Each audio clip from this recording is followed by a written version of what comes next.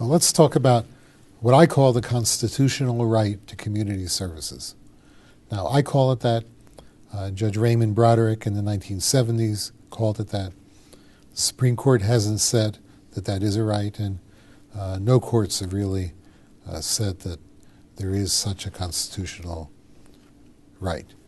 I advocate that there is such a right, and that it's important because the Olmstead versus LC decision in the Supreme Court is based just on the ADA, the Americans with Disabilities Act.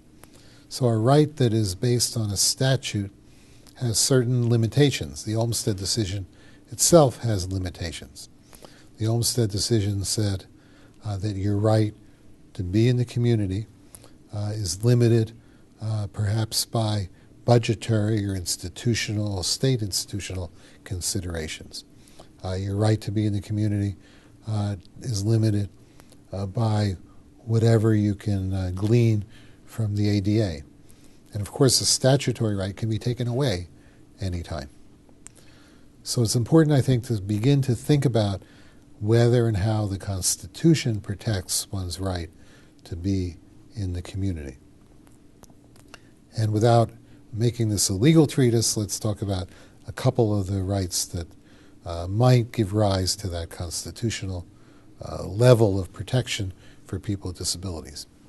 One is that the Due Process Clause of the 14th Amendment to the Constitution has an element called substantive due process, not just the procedures that you get when you're affected by state action, but the core sort of basics of how one is treated, which require a fair treatment.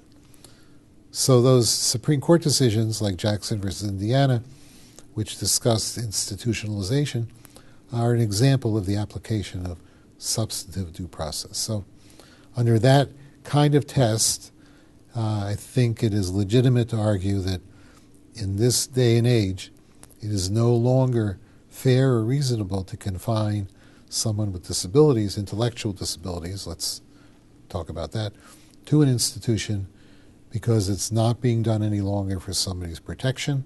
We're not protecting society, and it really no longer makes sense.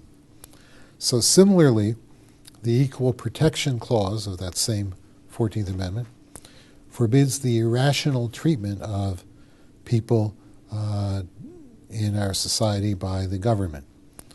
So similarly, it is no longer a rational thing to do to say that you or me or someone with intellectual disabilities needs an institution as opposed to being able to live in the community. So although the Supreme Court has held that the class of people with retardation or intellectual disabilities, in the current terminology, that those folks are not a group that has special treatment under the Equal Protection Clause, if we confine the class under examination to people needlessly institutionalized, I think when that case gets to the Supreme Court, the court will hold that that group is specially protected and does have a right to live in the community. Many decades ago, in the 1960s, Professor Jacobus Tenbrook wrote an article about the right to be abroad in the land.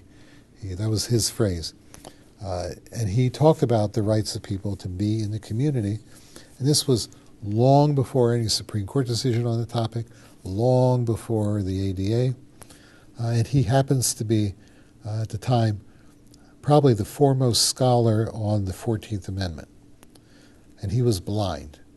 He was a blind professor who was able almost to see into the future and say that the rights we talk about, the right to be abroad in the land, are a right so essential that he wrote that that's what it means to live. So I think we can go back to the inspiration of Professor Tenbrook and realize that the rights we're advocating for today, a constitutional right to community services, now existing mainly in my mind and in a law review article, is a right that will be and deservedly be recognized by the courts. Then, so we went from ancient history to the future.